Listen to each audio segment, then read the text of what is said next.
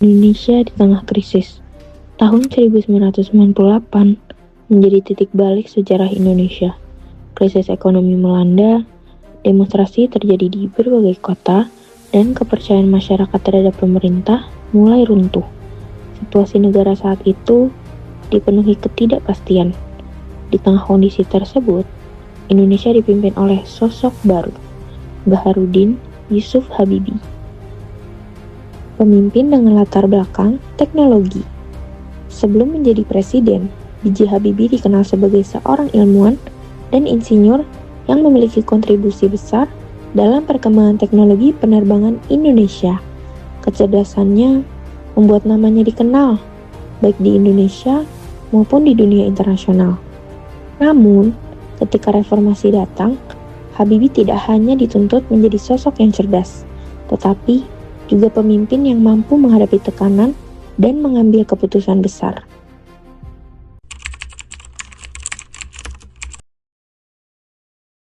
Adalah seorang pemimpin, seorang presiden yang sangat mencintai rakyatnya, dan seorang pemimpin yang sangat negarawan, dan juga seorang pemimpin yang sangat sabar. Bibi memiliki karakter yang berani dalam hal apa, berani mengambil keputusan walaupun kondisi saat itu adalah kondisi yang sulit ya, tetapi dia sebagai pemimpin sangat berani dalam mengambil suatu keputusan di masa-masa yang sulit. Yang pertama. Yang kedua, dia mempunyai visi yang jelas atas bangsa ini, sehingga dia tidak pernah ragu untuk bertindak ya, dan dia punya visi ke depan untuk membuat bangsa ini maju, pertama untuk mengembangkan industri penerbangan yang memang dia sangat kuasai. Yang beberapa itu yang sifat yang menonjol dari sosok seorang Habibie. Sesuai pengamatan saya, B.J. Habibie presiden yang ketiga, mempunyai karakter yang cerdas, disiplin, dan visioner. Visioner dan terbuka. Sebagai seorang pemimpin, Habibie dikenal memiliki gaya kepemimpinan yang visioner dan berpikiran maju. Ia mencoba membawa suasana pemerintahan yang lebih terbuka di tengah masa transisi reformasi.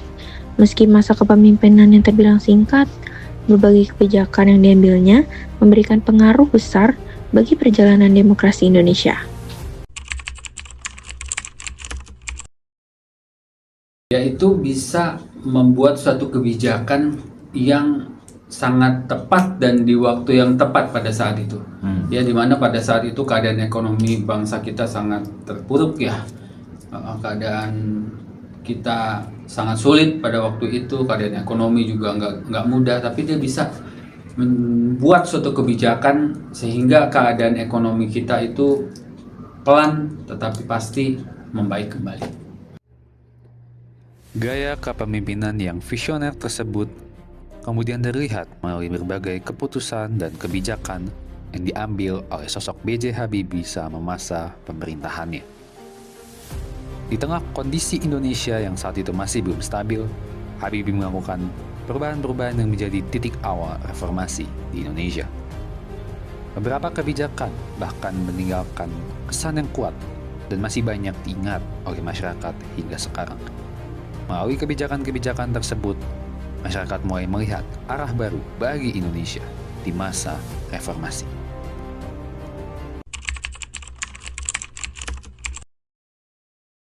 Beliau pernah menjabat sebagai Menristek ya. Tentunya beliau telah memajukan teknologi Indonesia dengan membangun industri pesawat terbang di Indonesia, dan itu gagasan yang luar biasa lagi dan bisa diterapkan oleh beliau. Dan satu lagi, pada saat reformasi terjadi, beliau sangat merubah tatanan reformasi demokrasi yang ada di Indonesia. Terbukti dengan menurunkan nilai dolar yang tadinya pasca reformasi itu 17.000 menjadi 6.000. Itulah salah satu sukses beliau. Pada saat beliau menjabat sebagai presiden, dikeluarkannya Undang-Undang Otonomi Daerah. Kemudian pada saat itu terjadi gejolak di salah satu provinsi Indonesia, yaitu Provinsi Timur Timur, karena masyarakatnya sebagian besar ingin mengadakan referendum atau melepaskan diri dari Republik Indonesia. Berkat sikap kenegarawanan beliau, akhirnya beliau menyetujui, dan Provinsi Indonesia, meskipun kita sangat sedih melepaskan diri dari Indonesia, namun di sisi positifnya itulah prinsip demokrasi yang beliau terapkan. Kebebasan ataupun kebijakan yang sangat berkesan pada zaman Habibie itu adalah kebebasan dari pers, ya, dalam artian pemerintahan Habibie itu sangat terbuka terhadap kritik, ya. Jadi kalau ada media-media yang mengkritik kebijakannya, dia tidak memiliki masalah, ya. Beda dengan pemerintahan Orde Lama sebelumnya, yang kalau ada media yang membuat berita yang menyinggung, ya, pemerintah dalam hal ini langsung ditutup biasanya. Tapi hal ini tidak berlaku pada zaman Habibie.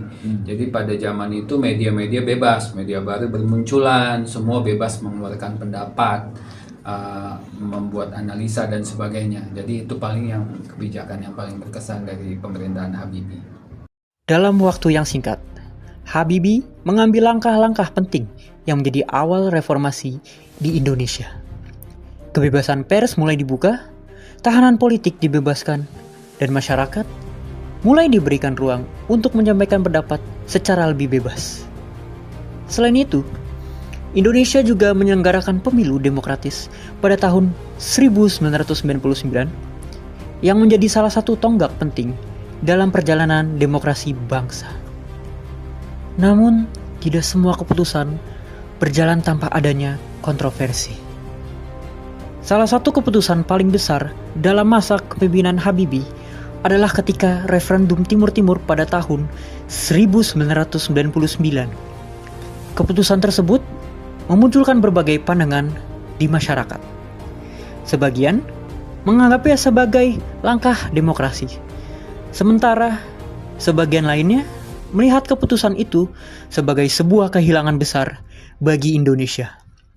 Dari situ terlihat bahwa seorang pemimpin terkadang harus mengambil keputusan yang sulit dengan resiko yang besar.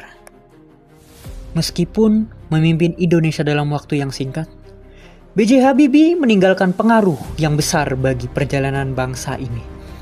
Keberanian, kecerdasan, dan cara beliau mengambil keputusan menjadi salah satu pelajaran penting tentang kepemimpinan. Nilai-nilai tersebut masih relevan hingga saat ini, terutama dalam menghadapi tantangan dan juga perubahan pada zaman.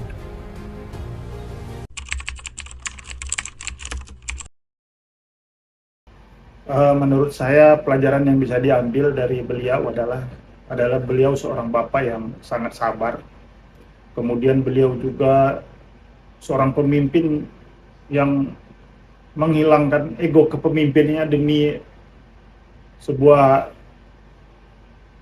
kemajuan suatu bangsa, yang dalam hal ini adalah negara Republik Indonesia, yang pada saat kepemimpinan beliau masa peralihan dari masa otoriter ke sistem demokrasi. Pelajaran dari kepemimpinan Habibie itu orang yang berani dan tipe pemimpin yang mencintai tanah airnya, ya. Yang Bapak tahu, Habibie itu adalah seorang yang sangat pintar, jenius bahkan, dan dia adalah lulusan terbaik dari Jerman. Dan kalau dia mau hidup enak, dia tentu sudah enak di luar negeri sana, tapi dia mau kembali ke bangsa ini untuk apa? Untuk membangun bangsa ini. Dia ingin supaya bangsa Indonesia ini setara dengan bangsa yang lain, ya. Dan itu yang menurut Papa adalah sifat yang harus ditiru oleh generasi muda saat ini, yang mencintai bangsa ini, dan dia berani mengambil tanggung jawab yang dibebankan ke dia, ya, dengan penuh tanggung jawab. Dia mau mengemban tugas yang tidak mudah, ya, tetapi dia bisa mengemban tugas itu dengan baik. Beliau adalah orang yang selalu kerja keras, jujur, dan disiplin. Beliau tidak gampang disuap dan dipengaruhi oleh orang lain. Itulah suatu kelebihan beliau sebagai pemimpin Indonesia. B.J. Habibie menunjukkan bahwa kepemimpinan bukan hanya tentang kekuasaan, tetapi juga tentang keberanian, integritas, dan visi untuk masa depan.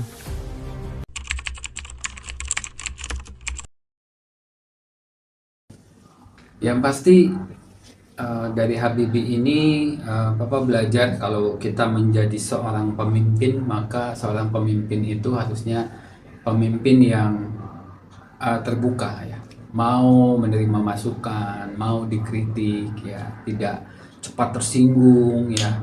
Jadi kalau ada masukan-masukan, kalau itu demi kebaikan kita, feedback itu adalah suatu yang baik ya, dan bukan suatu hal yang buruk ya.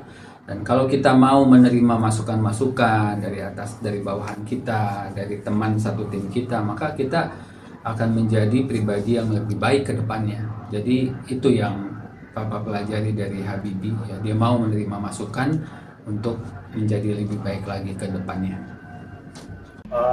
Keteladanan yang bisa diambil dari beliau adalah untuk dalam hal kepemimpinan kita harus menghilangkan ego kita yang seorang pemimpin yang mungkin dia lebih harus rela menjadi sebuah cibiran dari masyarakat demi suatu kepentingan suatu negara atau bangsa.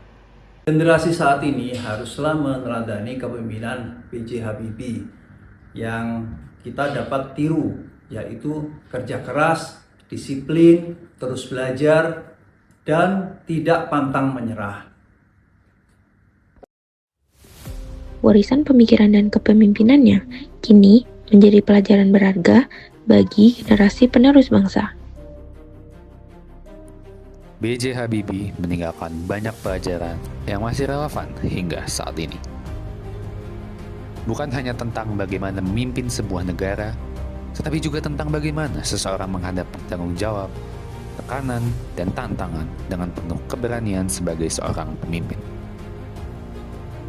Habibie menunjukkan bahwa seorang pemimpin tidaklah harus sempurna untuk membawa perubahan, tetapi harus memiliki keberanian untuk mengambil keputusan dan bertanggung jawab atas keputusan tersebut. Hal tersebut menjadi bukti bahwa kepemimpinan bukan hanya soal jabatan, melainkan tentang ketulusan dalam memberikan kontribusi terbaik bagi banyak orang.